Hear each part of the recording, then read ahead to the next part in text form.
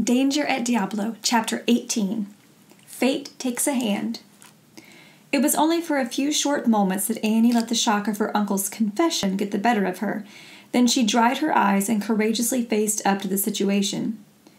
"What Uncle Luke said, there, about your taking over the ranch," she began. It was still hard for her to talk about it. "Go on, my dear."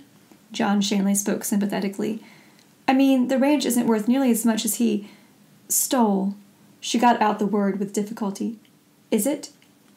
"No, not by quite a few $1,000s. Though, as he suggests, I might subdivide the quarter section that's on the edge of town and make a little by selling the lots. But if you and Tag want to stay on, of course you needn't sign over the ranch." Annie shook her head.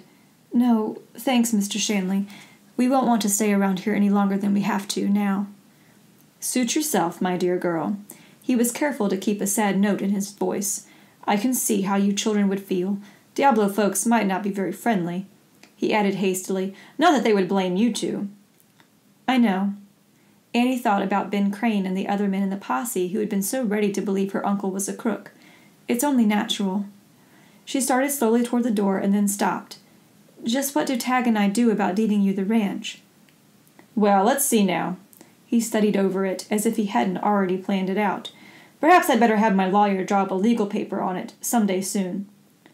"Today would be best." Annie saw no reason to put it off now everything was settled.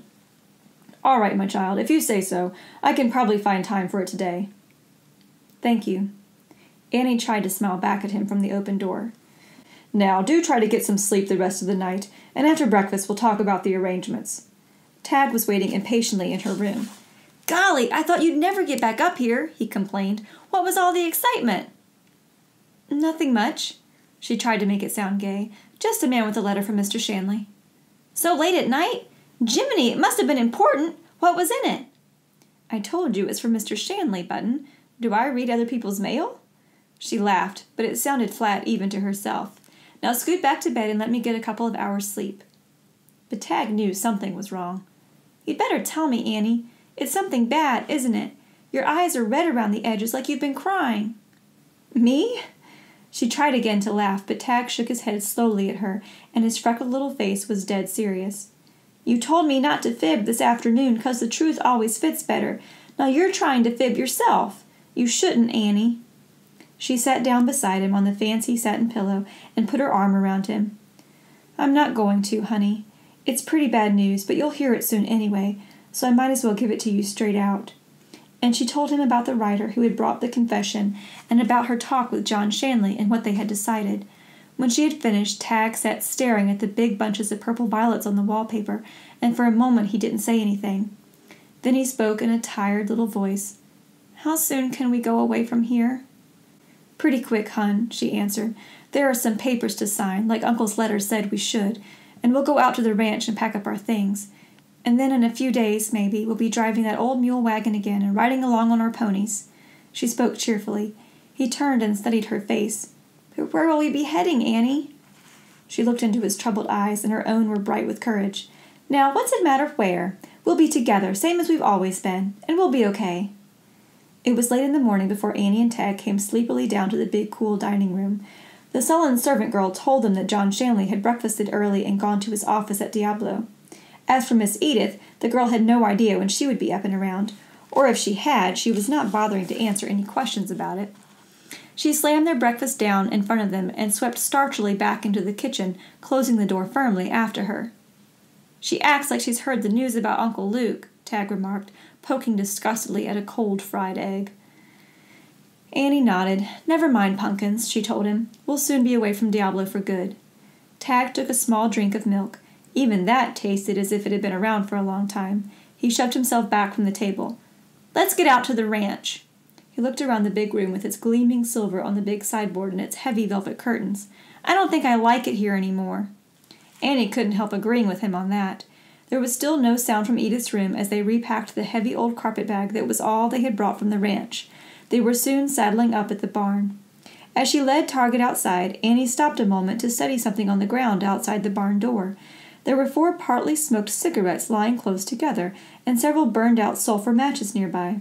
Somebody had waited there, quite a while, too, and his horse had been tied close by.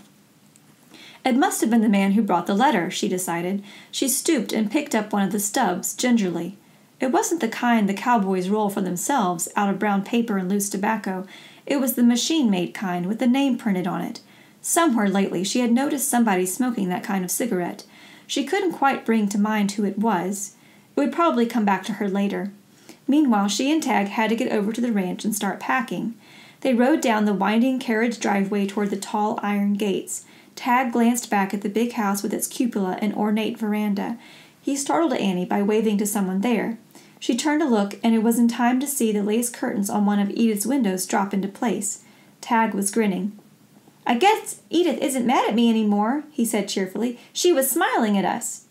Annie nodded. "That's good," she told him, but she wondered to herself what kind of a smile it had been. She was beginning to think that Edith had deliberately avoided them this morning. It was only a short ride to the ranch house. Things looked just the same as they had yesterday. The cow was mooing unhappily in her stall, and Annie got to work at once with the milking, while Tag took care of the patient mules. They were still busy around the barn when Annie heard the clop-clop of hooves and the heavy rumble of a big wagon coming into the ranch yard. She glanced out and saw an old-time burden wagon with its canvas top and its high-side ribs. A span of oxen were pulling it, and a thin-faced elderly woman in a red and green sunbonnet was driving. Annie hurried out of the barn to give the stranger a greeting. It was not unusual for immigrants to stop by a ranch and rest their animals and themselves for a few hours of visitin' before they went on westward. Annie was glad there was plenty of cool water in the well and a generous supply of food. The gaunt settler woman climbed down from her high perch with a series of groans and grunts and stood rubbing her tired arms. "Them oxen," she said, with a tinge of bitterness, "is the stubbornest critters alive, barrin' men folks." She threw a disgusted look towards the canvas wagon top. "They near pulled my arms out of joint. They was dead set on going past here, and I was just as set on stopping and asking the way." There was a stir inside the wagon, and a moment later a red-bearded face appeared between the canvas curtains behind the high seat. "What are we stopping for, Amanda?" The faded blue eyes above the red beard were childishly reproachful. "You said we'd be getting to town before nighttime so I could buy me some medicine."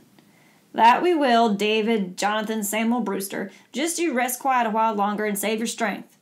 The head disappeared and the curtains closed. The woman turned to Annie with a sigh. She indicated the curtains with a wave of her hand. "Husband," she announced. "Got the rheumatics right bad. Misery all the time. Can't handle the rains any more." Annie made a sympathetic sound. "This country's good for rheumatics and such," she said. "He'll be feeling better in a few shakes of a lamb's tail." "Hope so," said Mrs. David Jonathan Samuel Brewster, but she didn't look as if she thought there was much chance of it. She seemed tired and discouraged, and her big bony hands were calloused and worn. "Got far to go?" Annie asked.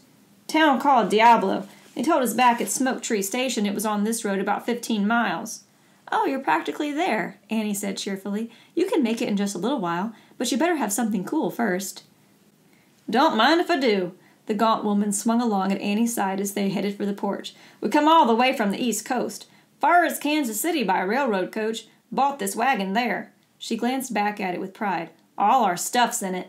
My black haircloth Sophie that Ma gave me for a wedding present, and our steel engraving of George Washington crossing the Delaware, and my luster teapot and my David Jonathan's fiddle." "How did you pick Diablo to come to?" "Saw the advertisement in our town paper. Rid out to ask about it, and next thing we knew we had ourselves a nice piece of land like we'd been dreaming about for years." "Oh, you bought it by mail?" Annie was enjoying the friendly visit. It helped her put her own troubles out of her mind. "Sure did, honey," the woman chuckled. She reached into the oversized knitting bag she'd been clutching grimly ever since she had climbed down off the wagon. She brought out a well-worn big manila envelope and burrowed in it. "I'll show you where it is on the map." Annie went to get a cool glass of water and a plate of cookies. Mrs. Brewster was still searching for her map when Annie came back and set them on the porch table. The visitor had donned a battered old pair of glasses with a warped metal frame and was peering over them at the jumbled contents of the envelope. Suddenly she gave a grunt of triumph and dug out a thin sheet of parchment paper that showed signs of much handling. Its edges were frayed and its creases so deep that it was almost ready to fall apart. But the map was neatly drawn and lettered, and the words "City of Diablo" stood out clear and bold. Annie studied it while her guest nibbled on a raisin cookie. "This is Diablo, all right. Here's the general store." Mrs. Brewster pointed a long, skinny finger at the map. "We figure after a while to open a barber shop along here in town. Mr. Shanley says he has places to rent." "Mr. Shanley?" Annie was pleased to hear they had bought land from her friend Shanley. "We know him well." He's the one who sold us our lot, the older woman nodded. From what he wrote us, I guess most everybody in the territory thinks pretty highly of him. She looked suddenly worried. I hope he won't be too riled up at us for doing what he told us not to. What was that? Annie was surprised.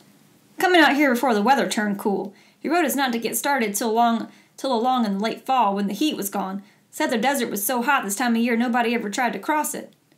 It was hot, wasn't it? Annie thought it was nice of Shanley to warn them. We got through it without too much trouble, Mrs. Brewster announced. Wasn't as bad as he said. Anyhow, we couldn't wait. David Jonathan's rheumatics was acting up pretty bad, and the doctor bills was getting out of hand. So I got to thinking the sooner I fetched him out here to the desert air, hot or not, the better. I made up my mind to start right off no matter what Mr. Shanley said. And you made it. Annie could picture what that journey had been with a sickly, nearly helpless man. It took pretty near all our money to get here, Mrs. Brewster confided. Lucky we're close to the end of our trip. Her finger stabbed at the map close to the edge. An area was circled neatly with red ink and marked in neat lettering, D. Brewster Lot, 100 by 200, paid. There we are, just outside of the east end of town. About a quarter mile, Mr. Shanley said in his letter. That's in this direction, Annie said. Let's see. She stopped abruptly and frowned at the map. Why, according to this... She jumped to her feet and stepped to the edge of the porch. Tag, she called. Come here a minute.